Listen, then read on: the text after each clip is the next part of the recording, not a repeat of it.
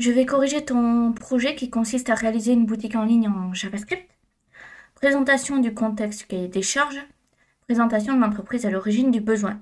Chocopap, c'est une entreprise de vente de chocolat qui possède plusieurs boutiques en France. L'entreprise souhaite évoluer et proposer à ses clients la possibilité de commander leurs produits en ligne. Le contexte. Vous êtes actuellement développeur junior dans une agence web. Le chef de projet vous a proposé de collaborer sur un nouveau projet. On vous a chargé de travailler sur la partie front-end du site.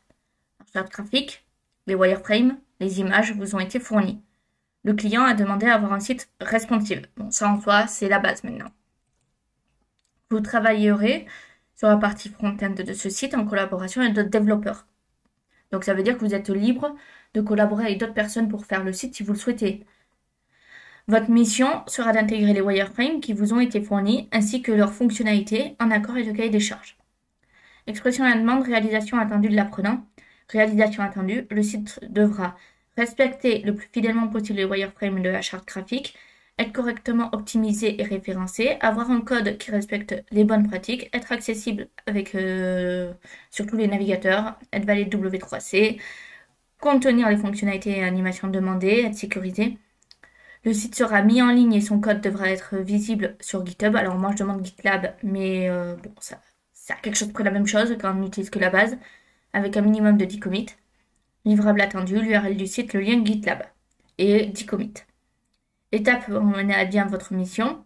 Intégration et versionning à l'aide de HTML, CSS, des librairies et frameworks de votre choix et des éléments fournis. Intégrer les wireframes le plus fidèlement possible. Pour ce projet, le design est libre. Il vous est cependant demandé de respecter au mieux la charte graphique du client que le client vous a fournie. Toutes les pages doivent être accessibles en naviguant sur le site et doivent être responsives. Votre projet est en collaboration avec d'autres développeurs, donc on utilise GitLab, etc. Développement à l'aide de JavaScript, des librairies et des frameworks JS de votre choix, des éléments fournis, développer les fonctionnalités demandées. Donc là, ça veut dire que c'est un framework ou une bibliothèque qui est attendue en JavaScript, pas du JavaScript pur. Un fichier JSON vous a été fourni, vous utiliserez Ajax pour intégrer des produits dans la boutique en ligne sur les pages. Alors, quand je dis c'est plutôt un framework qu'une bibliothèque, si vous avez fait du JavaScript pur, c'est pas grave en soi, mais ça veut dire que la MSPR, vraiment, c'est attendu un framework qu'une bibliothèque. Vous avez la possibilité d'utiliser le fichier JSON brut ou de l'intégrer dans un service d'hébergement, par exemple Firebase. Les éléments ajoutés doivent rester dans le panier. Il existe de nombreuses solutions pour cela. Donc voilà, là par exemple, on a la possibilité d'exploiter la documentation JavaScript. On doit faire en sorte que ce soit bien référencé, accessible, etc. Alors l'accessibilité, c'est pas seulement que sur les navigateurs. C'est-à-dire qu'une personne en situation de handicap doit pouvoir surfer sur le site. Et on a l'hébergement. Parlant d'hébergement, je n'ai pas reçu ton site sur un des hébergeurs, que ce soit Netlify ou autre. Donc voilà, là-dessus, je n'ai pas. Ici, donc si on va commencer par le GitLab. Donc tout d'abord, ici, comme on peut le voir, je ne sais pas pourquoi image.zip est dans un .zip, justement, tu pouvais mettre le dossier image directement. Je ne sais pas pourquoi il y a index2.html, je ne sais pas pourquoi il y a shop2.html là-dessus, j'avoue que je comprends pas trop. Parce que normalement, tu dois mettre index directement. En plus de ça, tu n'as pas utilisé un framework ou une bibliothèque, ce qui n'est pas conseillé, mais bon, c'est pas dramatique. Donc là, je vois que tu as fait un readme ici, donc ça c'est bien. Pour ce qui est des branches, si on part sur les branches et que je mets toutes, on peut voir que tu n'as qu'une seule et unique branche, ce qui n'est pas une bonne pratique, voire une très mauvaise pratique là-dessus. Et surtout, j'ai bien insisté à chaque fois sur le fait de créer des branches, que c'était vraiment essentiel. Donc ça, c'est pas bien de n'avoir que main. Ce n'est pas parce que tu travailles seul que tu ne dois avoir que main. C'est une erreur de base qu'on fait quand on débute. On a main et bon, quand on a expérimenté, on fait développe et on fait product. Quand on a des doutes et qu'on a déjà du mal à gérer en dépôt GitLab, on fait main. On fait par exemple fait main, on fait comment ça s'appelle feature slash la fonctionnalité, fixe slash la fonctionnalité, etc. On ne garde pas juste main. Main, c'est pour regrouper à la fin. Pour ce qui est de tes commits, 2, 3, 4, 5, 6, 7, 8, 9, 10. J'en ai 10 tout pile. Tes commits ne sont pas assez développés. Upload new file, lequel? On ne sait pas. Et en plus, tu as dit... Alors, upload new file, tu l'as fait 1, 2, 3, 4, 5, 6, 7. Tu as fait 7 fois upload new file. Donc ça, c'est pas bien. Parce qu'on ne sait pas de quel fichier tu parles. On ne sait pas ce que tu as fait dedans. On ne sait rien. Il faut que tu sois vraiment précis là-dessus. Donc, ça, c'est à reprendre aussi. Au niveau de la gestion. Pour ce qui est, donc, comme j'ai dit, là-dessus, j'ai ceci. Donc, je vais l'extraire. Je ne sais pas si ça a une importance. Donc là, on a toutes les images, ok. Donc là-dessus, pas la peine de faire un point zip. Hein. Tu peux mettre directement ton image. Surtout que si tu mets un point zip dans l'histoire, si tu le mets en ligne avec le système, par exemple, Netlify, je doute que le point zip soit lu. Tu auras besoin de l'avoir en dehors. Voilà. Ok, ensuite, hop. Je vais ouvrir donc ton README. Ici. Donc, là, c'est très bien décrit. Donc, c'est très bien. Moi, j'ai rien à redire. Donc, l'installation, tu l'expliques. Par exemple, donc avec Python. Etc. Donc, là, on a du JavaScript. J'en ai vu un petit peu, le JavaScript, etc. Donc, très bien. Alors, je vais lancer d'abord le Go Live. Premier. Et là, comme tu peux voir, ça lance rien. Pourquoi? Tout simplement, tac, parce que tu n'as pas nommé correctement ton fichier. Je l'ai déjà dit, on ne le nomme pas index2, on le nomme index tout court. Là, maintenant que c'est fait, si on retourne dessus, on réactualise, ton site se lance, déjà. Donc, voilà. Maintenant, je vais aller sur la boutique, ici, je vais ajouter des produits au panier. Comme ceci, si je fais ça, réinitialiser, oui. Donc c'est réinitialiser, j'en ajoute un autre. Je retourne sur l'accueil. Donc là, bon déjà, oui, forcément il y a une erreur parce que ça ne trouve pas index 2, mais index. Là. Donc je retourne sur l'accueil, j'ai bien le produit qui est présent. Très bien.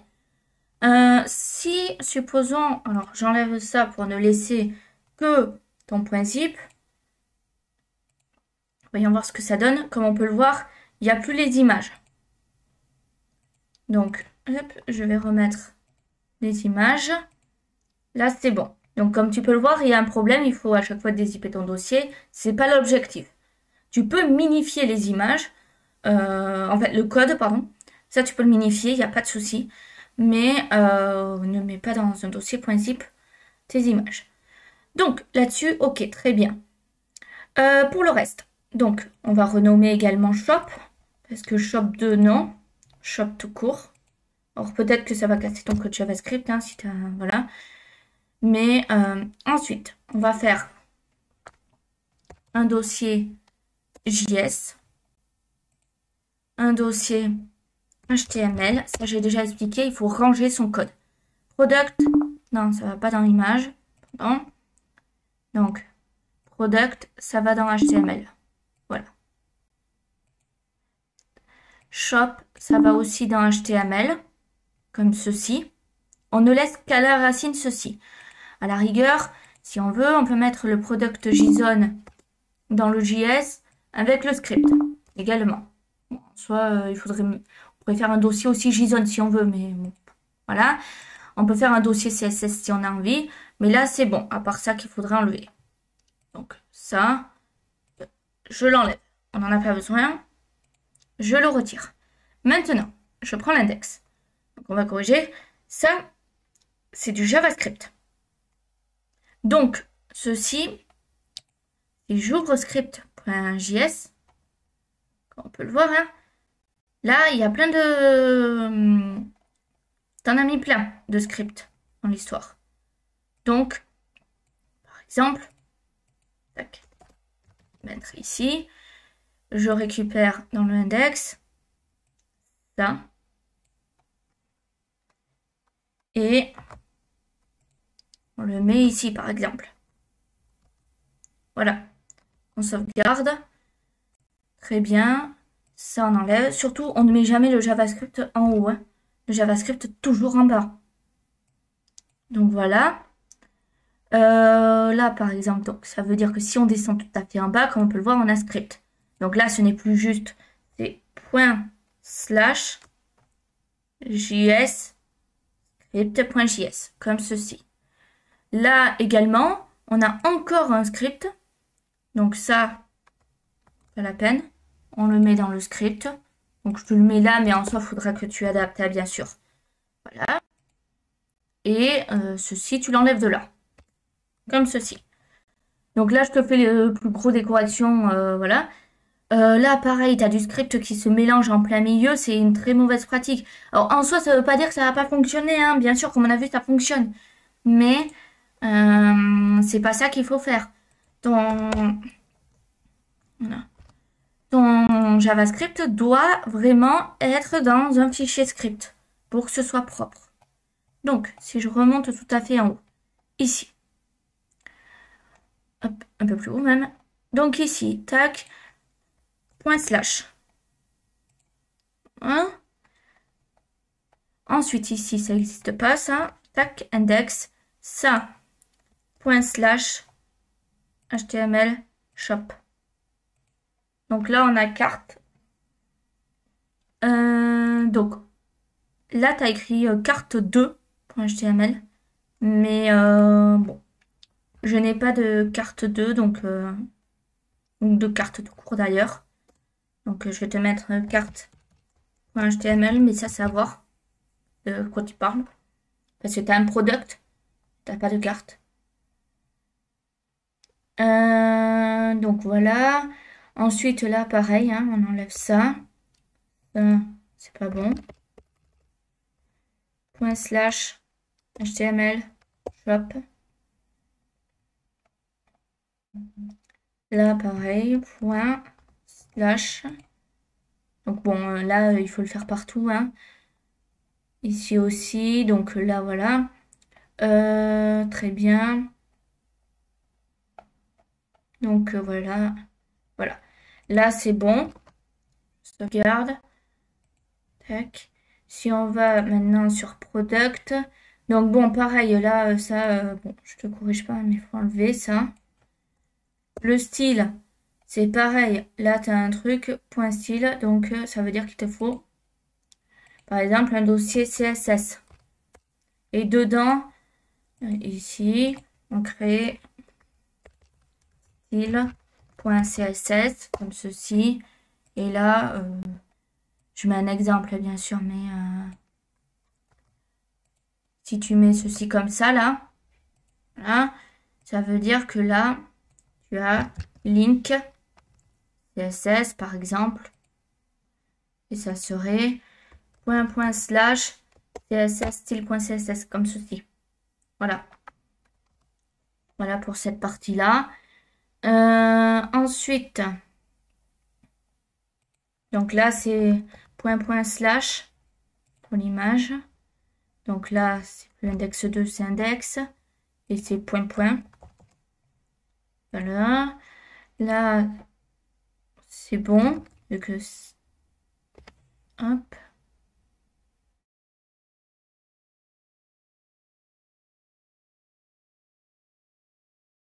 Donc là, pareil, on enlève. Donc /. Ici, shop. Donc ça, c'est bon.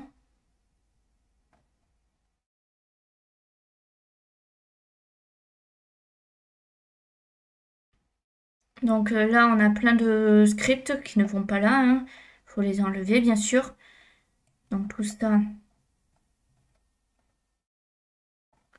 Tous ces trucs-là, tu les mets dans le fichier script et tu te fais un lien vers ce fichier script. Voilà, bon. Donc en gros, bon, je vais pas continuer, hein, mais il y a pas mal de choses à reprendre là-dessus. Au niveau de, ne serait-ce que de l'architecture du projet, de comment faire un code propre également. Donc je te conseille de revoir ça, mais également d'apprendre à utiliser un framework ou une bibliothèque, que ce soit React, Vue.js, Angular, Flutter, peu importe, tu prends ce que tu veux, mais et ce qui te parle le plus et ce qui correspond également le plus à la MSPR derrière, bien sûr, mais c'est très important quand même.